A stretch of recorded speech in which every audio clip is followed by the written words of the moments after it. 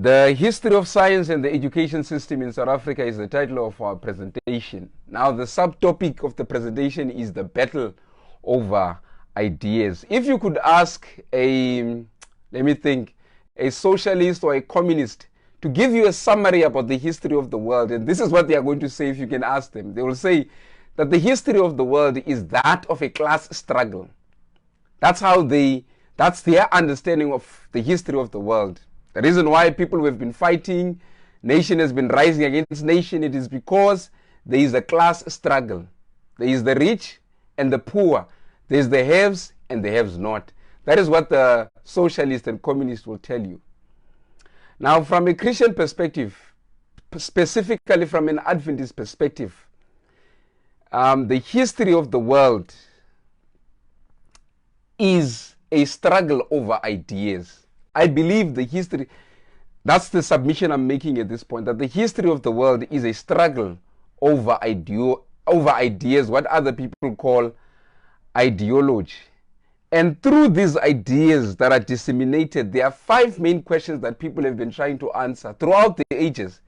Doesn't matter whether you've been living 5,000 years ago, 3,000 years ago, every generation has been struggling to answer these 5 questions. Question number 1, who am I? Question number 2, where do I come from? Question number 3, what or who made the earth? Question number 4, when was the earth made? And question number 5, what is the purpose of life? These are the 5 essential questions that every generation has been trying to answer. Be it Christianity, Hinduism, Buddhism, all these religions are seeking to answer these 5 questions. Even science, by the way, is also seeking to answer these 5 questions. And the reason why, by the way, we have so many religions and churches and other groupings, it is simply because of our ideas. Our ideas are different. Our ideas concerning these 5 questions are different. We don't have the same understanding about ourselves. We don't understand ourselves. We don't have the same understanding of where we come from. That's why we have different religions and churches and all these different groupings. Now, according to the Christian perspective, that is Adventist perspective, we have what we call the great controversy, the conflict between good and evil. And we also have what we call the plan of salvation. And I believe the Bible is about these 2 themes. The Bible is about the great controversy, the conflict between good and evil, and it is also about the plan of salvation. Now, simply put, the great controversy is a conflict between good and evil. Now, the plan of salvation is God's response to the problem of good and evil. This is our understanding of what the Bible is about, basically. Great controversy and the plan of salvation, which is a conflict over ideas. Which leads me to the second point. Once you talk about ideas, you already are stepping into the realm of what they call ideology. All right, let me give a definition of what an ideology is. According to David Hume, I love David Hume, he explains this thing of ideology to me very well. This is what he says. He says ideology is a system of belief rationalized by man's total faculties, including what we call reason, which is produced by cultural determinism. In other words, social habits and customs, they produce beliefs. So, as soon as you have an idea, you have a belief. Science is built on ideologies. I'm going to prove this in this study. Science is built on ideologies. And even religion, Christianity is built on ideologies. All right, so at some point in time, all these social habits and these customs which produce beliefs were impressed on a single person's mind. We can't run away from that. All right, let me just provide context to our study. Context of our study is Revelation chapter 13, verse 1 to 3. Question is, why am I looking at Revelation 13, verse 1 to 3? It is simply because, according to the Bible perspective, the biblical perspective, the powers that the Bible is speaking about in Revelation chapter 13, the 2 beasts and also Revelation chapter 11, the beast that comes from the bottomless pit. These are the powers that the Bible identifies, which will influence the world in the end of time. And I believe that we are living in the last days. And because we are living in the last days, we should take it upon ourselves to study the systems of the world as they are introduced by the beast in Revelation chapter 13, the first beast that comes from the sea, and the second beast that comes from the earth, which is the United States of America, and also the beast that comes from the bottomless pit, which is the French system, or the French Revolution, if you please. All right, this is the context of this study, Revelation 13, verse 1 to 3. Let me just read this here. The Bible says, "And I stood upon the sand of the sea, and I saw a beast rising up out of the sea, having 7 heads and 10 horns, and upon his horns 10 crowns, and upon his heads the names of blasphemy. The beast which I saw was like unto a leopard. His feet were the feet of a bear, his mouth as the mouth of a lion. And the dragon gave him his power, his seat, and great authority." That is deep. So the Bible says this beast receives power, authority from a foreign power, a foreign element. And if you can do a thorough study here, you'll realize that the dragon represents two powers. Primarily represents Satan, according to Revelation chapter 12, verse 7 to 9. The dragon represents Satan. And then secondarily, it represents pagan Rome. That is according to Revelation chapter 12, verse 1 to 4. Now, the interesting part I want us to focus on at this point is verse 3. The Bible says, "And I saw one of his heads as it were wounded to death, and his deadly wound was healed, and all the world wondered after the beast." All the world wondered after the beast. So this is the great influencer of the world in the end of time. The Bible says the whole world is wondering, following the ideas, the ideologies of the beast. Now I need to break down this beast, because this beast is a conglomerate of different powers, different systems, different kingdoms. The Bible says this beast looks like a leopard. It has the feet of a bear and a mouth of a lion. A lion represents Babylon. The bear represents Medo-Persia. And the leopard represents Greece. So Greece was once an empire. Babylon was also an empire at some point. Babylon is what we call today Iraq. Medo-Persia was also a superpower at some point. Medo-Persia is what we call today Iran. These are two neighboring countries today.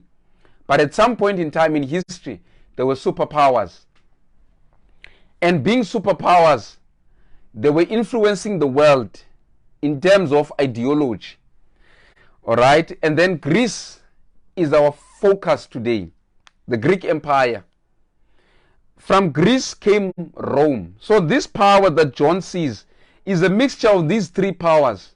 For this fourth power to exist, you needed the first powers to first be established. That is Babylon, Medo-Persia, and Greece. All right, we are talking about Rome. That's what we are talking about here. So this is the context of this study. The Bible says the world is going to wander after the beast. Now, if you also go to the book of Daniel, Daniel is one book that goes into detail in explaining these powers, the character of these powers, in fact. So you have Daniel chapter 2, and then you have Daniel chapter 7, Daniel chapter 8. I love Daniel chapter 8, by the way, which shows the clash between the Eastern and the Western powers. That's Daniel chapter 8. Medo-Persia coming from the east dominates the world, and then there's a goat that comes from the west, which is the Greece, fights against Medo-Persia, the Eastern powers, so that they can dominate the world. And from the Western powers come Rome, the little horn, was established. That's what Daniel chapter 8 is about. And then Daniel chapter 11 goes into detail now to talk about the period when Greece was ruled by dynasties, that is families. It speaks about the king of the north and the king of the south, how power was polarized between the north and the south. Power struggle between the north and the south. Now, if you can continue with this study there, Daniel chapter 11, there's a point that I wanted to make, to bring across. So the period of the dynasties, where the Bible speaks about the king of the north and the king of the south, that's the period of the dynasties in Daniel chapter 11. This is the period when Greece was ruled by families. Apart from that, it is also the period when Greece conquered the world through its civilization, what they call Hellenism. Greece conquered the world through its culture, through literature, through poetry, through sports, through, I've mentioned all of these things. So what makes up the Greek culture, and also through its language, by the way. So Greece conquered the world through its culture. Remember the definition that David Hume gives about ideology. Let me just repeat this. It is a system of belief rationalized by man's total faculties. In other words, what he's saying here is, and then it says it is produced by cultural determinism. In other words, social habits, customs, they produce beliefs. So this was prevalent in the period of Greece. It was prevalent in this epoch, or in this era of Hellenicism of Greece. When Greece was conquering the world through its cultural practices, belief systems, in other words. Of course, they were inclined to mythology. All right. Which leads me to make the second point. I'm going to provide a definition of what science is, so that we can have a common understanding, because there are many definitions of science, but I'm going to use this one. I believe it speaks to the scope of my presentation tonight. What is science? This is what science is. Science is humanity's ongoing attempt to understand how the universe works. That is what science is by definition. It is people's ongoing attempt to understand how the world works. That is why people will be studying the stars under what is called astronomy or astrology. That's why people study the stars, because it is their attempt to understand how the world works, or the universe works. That is why people will study about waters, the seas, that is marinal studies. That is why people will study about rocks, that is geology, earth science.